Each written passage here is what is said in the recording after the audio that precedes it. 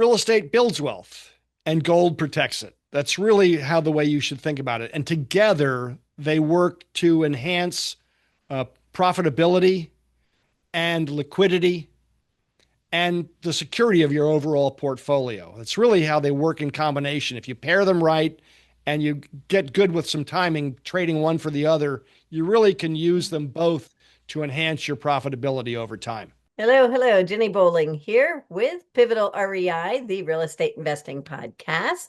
And I have with me Dana Samuelson. And Dana, thank you for coming on. I appreciate you coming. Hi, Ginny. It's great to be here with you. Thanks for having me.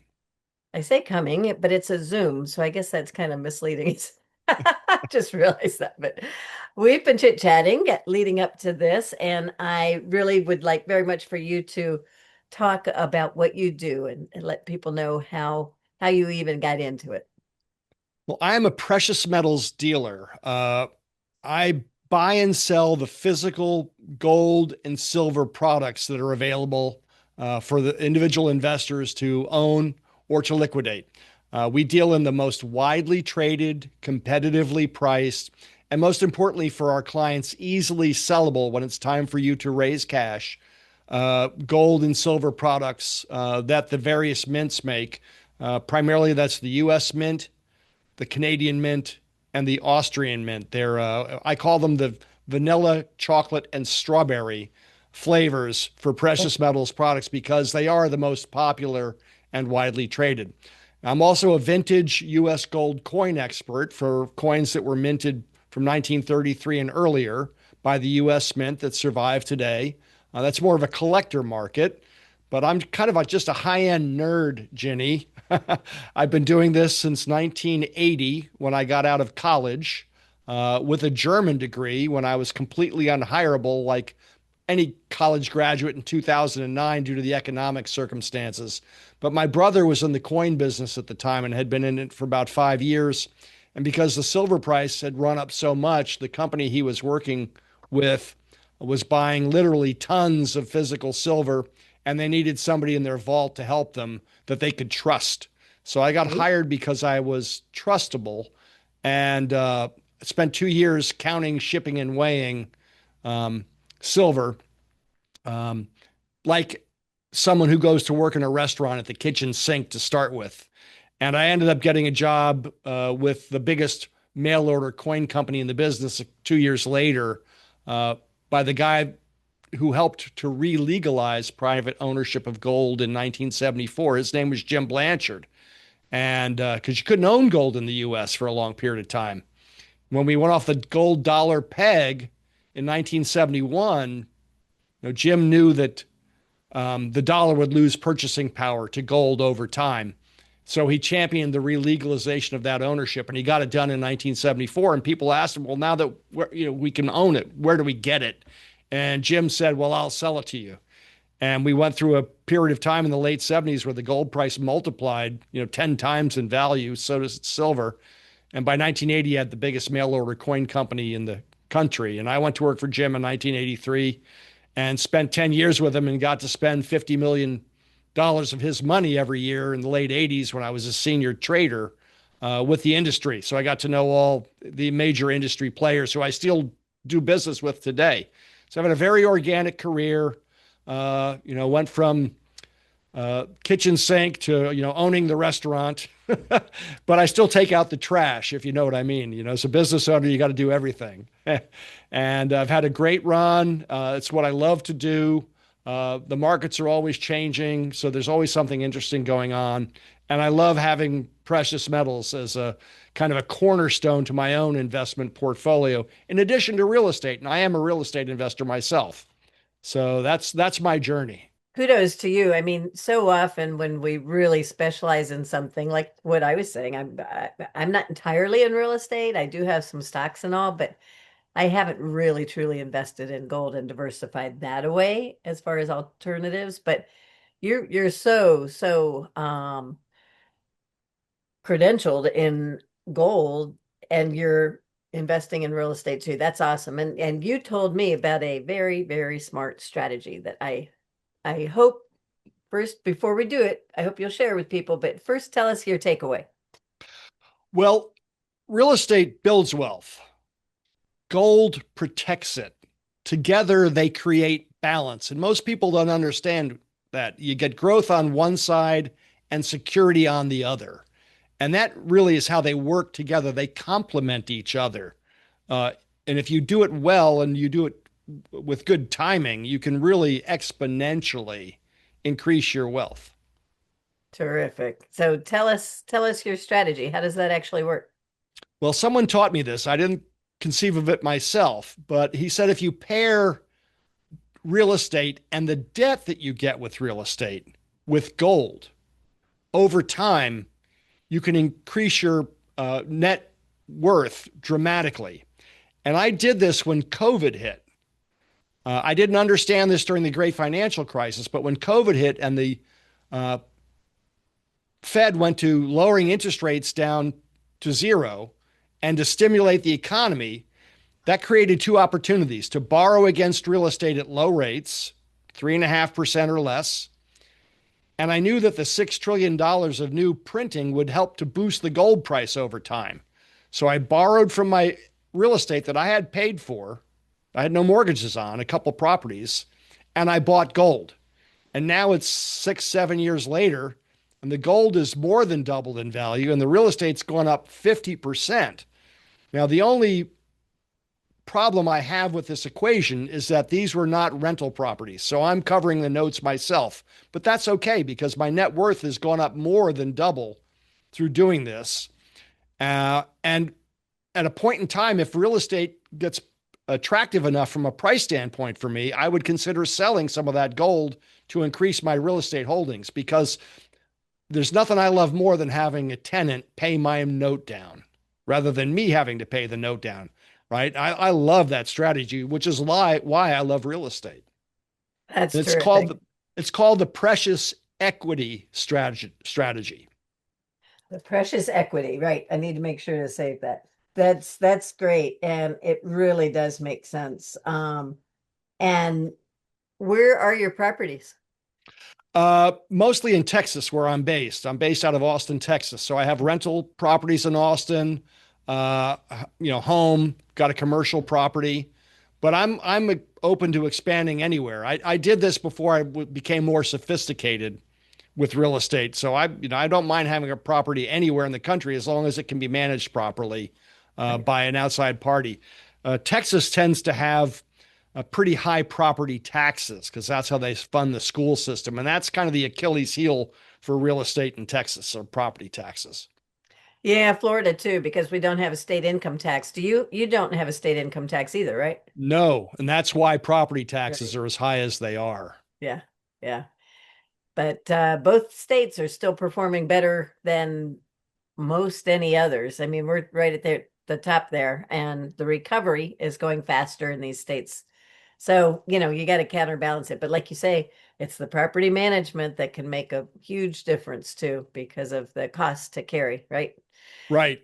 Right. But that's terrific. So I want you to elaborate more though on the gold because most people don't understand much about gold. So what would you recommend to someone like myself that might want to try that strategy?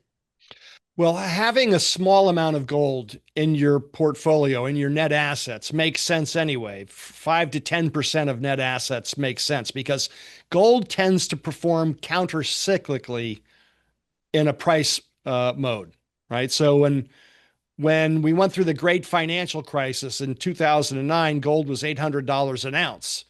By 2011, gold was $1,900 an ounce. It had more than doubled in a couple of years when things got really bad. By the same token, stocks fell 50%. Real estate was recovering modestly from the 2007 correction, but still was very low. And that's really when I bought most of my properties were in 2011 and 2012 because I'd done well with gold and you could buy real estate on a discount, right, at the time. And that's how they work counter-cyclically with each other. And what real estate is great at is this great inflation hedge. Gold's a pretty good inflation hedge, but I actually think real estate's better. But what gold gives you that is hard to get at times with the banking system is liquidity when you need it. because, banks would loan anybody money for real estate in 2007, 2008, but they wouldn't loan Elon Musk money in 2009, 2010. But if you had gold, you can sell it easily at any point in time and raise cash to do what you need to do with the cash.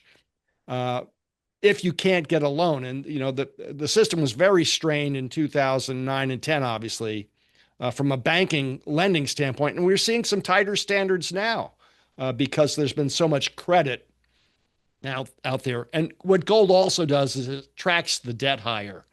And our debt has just keeps growing and growing and growing. The US had $7 trillion of debt in 2005. We had 17 trillion in 2015. In 2025, last year, we had 35 trillion in debt, now almost 40 trillion in debt. Does that mean our debt's going to be 70 trillion in 2035, double again in another 10 years? Gold helps to uh, preserve purchasing power. It's a great way to save money outside of a depreciating dollar as well. And that's what gold is really good for also. So liquidity, savings, wealth protection, and counter-cyclical performance when times are really bad.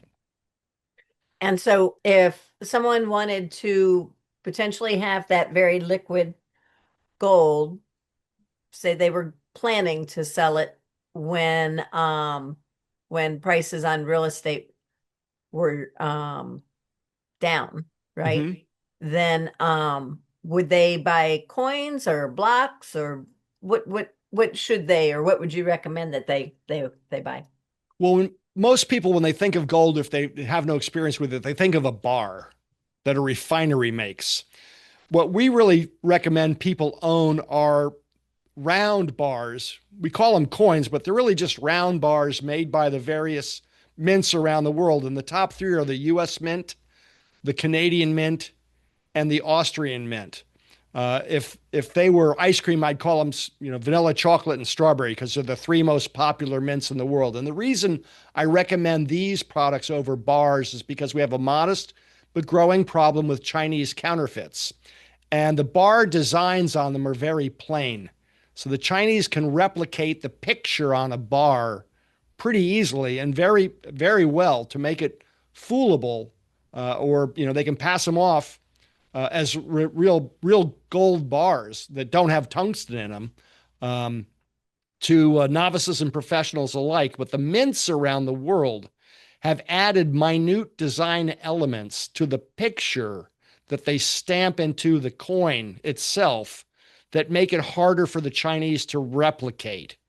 Now, a professional dealer like myself, we can tell a fake from a real one from a mile away. But a novice who doesn't know what they're doing could be, some of these even sovereign minted fakes could be passed off. So that's why we like the sovereign minted products. It protects the integrity of the product, both for us when we're buying it and when we're selling it. And especially for our clients, when they want to sell, you want to sell something that's easy for every dealer in the country to understand, because that's really when you want it the most, is when you want to sell it. That's when you need it the most, right? And if you have a hard time selling a bar, but you don't have a hard time selling a sovereign minted US gold eagle or a Canadian gold maple leaf or an Austrian gold philharmonic, these are the slang terms we use for the pictures that are on the coins. What good is it if you can't sell it easily, right? And this is just design integrity stamped into the picture on the products themselves. And the mints have been forced to defend their own products, and we've helped them as an industry do that. So if someone were going to sell, would they go to their local, we buy gold, we sell gold kind of a place, or should they go someplace in particular? You should go to a long-standing professional dealer in the industry. You don't want to go to a pawn shop. You don't want to go into somebody that's only been in business a few years. Find someone who, like I like to say, has a little gray in their hair, a little snow on the mountaintop, who's been around a while, because we're the dealers that understand the product line the best. We've been through good and bad markets. We've survived, right? So our word is our bond. I'm a member of the Professional Numismatists Guild, which is the leading organization of rare coin dealers. I would highly encourage, if you want to sell, you seek out a fellow P&G member dealer who will probably give you the best price, the best service, because this is our livelihood. This is what we do. Um, and by the same And token, when you're buying, you don't want to buy from a pawn shop. You might get a pig in a poke, and you might not figure that out till much later when you really do need the cash. and so a lot of jewelry shops, I think, say they are dealers. Yeah, jewelry shops are a little bit different animal. They might do a little gold and silver bullion business on the side, but that's not their primary business. You want to go to professional coin, we call ourselves coin dealers, is really what we call ourselves. And they're rarely a jeweler too, right? Yeah, not Okay, full time, right? gotcha. Okay. And so this is our 250th anniversary for our country. Is there a special coin going on for that? Yes, the US Mint makes commemorative gold and silver coins every year to commemorate different events. So we will have a 250th anniversary coin in gold and in silver this year to commemorate that, which is pretty exciting. Yeah, I would have thought they'd already be available. Not Um, quite yet, but okay. these are typically priced at premiums that are pretty substantial over their intrinsic metal value. They're more collector coins than Mhm. investment quality bullion pieces. Gotcha. Um, So I've always liked silver, and I've looked at platinum and tried to think of, I want to be the cutting edge side of what's coming up on those precious metals that we're going to need on the industrial side of things. Where does that all fall among precious metals? well, gold is a monetary metal by about 90% of its value. It's about 10% commodity. Okay. Silver is about 50-50 monetary metal and 50% commodity metal. Silver is the most conductive element that there is for temperature and for electric current.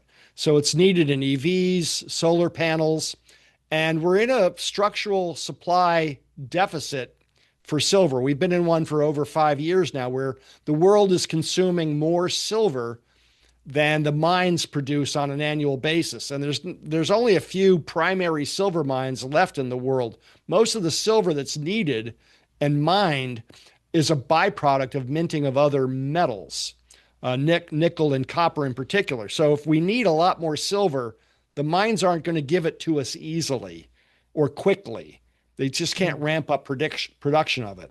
Um, and there's not a lot of above ground supplies. They're being eaten into pretty well. So that's why silver's made such a big run in price in the last year, being declared a critical mineral for both the US and other nations. In fact, Samsung has come up with an EV battery that charges in 9 minutes and has a 600-mile range that's silver based. And they have Mhm. gone directly to a mine in Mexico to secure a source of silver in the ground. And that's how important they think it's going to be for them to uh, get a silver supply line, right? What does that tell you when they're disintermediating the marketplace, right? And platinum is used primarily in automobile catalytic converters, but we only Mm. have two sources for it: South Africa and Russia. And of course, there's problems sourcing out of Russia due to the war in the Ukraine. And also, platinum is used in jewelry in China and Japan. And because gold has gone over $5,000 an ounce and platinum is less than half of that price, we're seeing demand for platinum as a jewelry metal increase a lot in the last year and a half. And we've seen the price more than double because of that. So there's demand for platinum for those reasons and potential supply interruptions. So fundamentally, silver and platinum both have a lot of potential, very high investment potential. Okay. So, as you know, a lot of people in real estate have learned that they can use their retirement money to invest. And I suspect you can do that with gold and silver, right? Yes, you can and put gold whatever. and silver and platinum into your IRA account, but there are some restrictions. There are only certain items are allowable, and you cannot hold it yourself. You have to have a custodian. And you hear a lot of that advertising for, putting precious metals in your IRA. You need to be a little bit careful with that, who you deal with and what products you actually buy, and more importantly, what price you pay per ounce. I'm actually an expert witness for the government in two alleged predatory pricing cases where uh, IRA companies were selling individual investors not mainstream 1 ounce gold and silver coins, but other a little bit esoteric stuff at high prices per ounce, and people had a hard time figuring out. Now these are both still being adjudicated, so we haven't come to resolution on them. But I'm trying to help protect the industry that way as well, Mhm. because you get good clients, and if they get the wrong people they deal with, they don't ever trust our industry again, right? And We don't that's want that. Right. no. Repeat business is how we've built our business. Repeat and referral business by just trying to help people, right? So yeah, that's a big deal. And I think to kind of round it out here too, if I remember correctly, and whoever you buy from when they are a professional, like what you're suggesting, they usually will also buy it back too. Is that a fair statement? Yeah, we want to buy back what we've sold to our clients. Okay. We do, absolutely. We want to help our clients in every way we can. And if you have a good relationship with your dealer, it makes things a lot easier for future transactions. Number one, you know where how it was sourced, and number two, you have a relationship with that client. So if they want to sell you something, it's much easier to do a transaction. We buy and sell a lot without having to have client money in house for people that we know and we trust. If we're doing a larger transaction with a new client, we often want to have a deposit first, because the markets can be a little bit volatile. If the price drops, they may not want to honor the transaction. We always do, especially if the price goes up. We've locked it in already. They're buying from us. And by the same token, if they want to sell back to us, we know exactly what we're going to get. So having a good relationship works both ways, for both the dealer and the client. But there is a commission involved, or somehow that the dealer needs to get paid. Is that how that works? It's a commission? Right. Well, we have we're own and broker product, Okay. and we make a margin. That's how we earn our living. Mhm. Now, buying physical precious metals has a little bit of friction to the transaction. This is not something that you would trade like you want to trade a stock, because the buy sell spread's half a percentage point. With physical gold, it's about 4%. And with silver, it's a couple of dollars an ounce because there's a physical product, has to have exact specifications. The mints don't make these things for free. They charge a manufacturing premium to make them. And then we have to, in turn, make a little profit for ourselves. So it's not something that you want to buy with the intent to resell quickly. This is money that you should consider for savings, to save outside of a depreciating dollar and put away for a period of time, usually a couple of years or more. So you don't want to go into buying precious metals lightly. You want to make sure this is the right thing for you, and you're going to dedicate those funds for a period of time to overcome the buy sell spread. But it's one of my friends in the real estate business, Robert Helms, has said, I buy real estate and I buy precious metals to give myself a present in 10 years. And he's right. It works pretty well that way for both entities. Yeah. And you said the silver, what's the cost for trading in silver? It's usually $3 or $4 an ounce at the price of silver that we're at today, which is about $80 an ounce, maybe sometimes even $5 or $6 an ounce. So we trade gold in percentages, but we tend to trade silver in dollar terms. Again, it's not a small difference between the buy and the sell price. And that tends to put a lot of people off, but it's just the nature of the business. Um, I had Forbes interview me in 2000 when gold was $300 an ounce. And they said that if you bought gold and you paid 5% over the gold price, you were getting screwed because it cost 5% over the gold price as opposed to buying an ETF. But that's when gold was $300 an ounce. Now it's more than 20 times, well, almost 20 times higher. Well, and I was just thinking when I was really looking at silver, I think back in like 2019 or 20, I think it was 20 an ounce, maybe. Does that sound Yep. about right? Yep. 18 to 22. And now, we hit 120 a month ago. We've come down from that and we're fluctuating between about 75 and 90 right now. Yeah. Last year, silver went up 141%. Huge gains. Supplies are tighter and demand is increasing. Well, as you know, I got a hard stop at 4. So what I want you to say your takeaway again and then tell people how they can reach you because I can tell you I've talked with lots of people that deal in gold and none of them come across as straight and integrous, I'm going to say with integrity as you do. So I'm so glad that we got connected. So tell people again what you want the takeaway to be. Well, real estate builds wealth and gold protects it. That's really how the way you should think about it. And together they work to enhance uh, profitability and liquidity and the security of your overall portfolio. That's really how they work in combination. If you pair them right and you get good with some timing, trading one for the other, you really can use them both to enhance your profitability over time. So our company is American Gold Exchange. We're out of Austin, Texas. Our website is amergold.com. And our email address is info@amergold.com. People can reach us there, and that's our web address, amergold.com. Fantastic. Well, we'll put that in the show notes as well because we want people to be able to reach you. But super. Well, thank you. So, oh, wait, no, pivotal person. We always ask towards the end if there's a pivotal person or event to get you where you are now or that's pushing you towards something in particular. Is there something for you?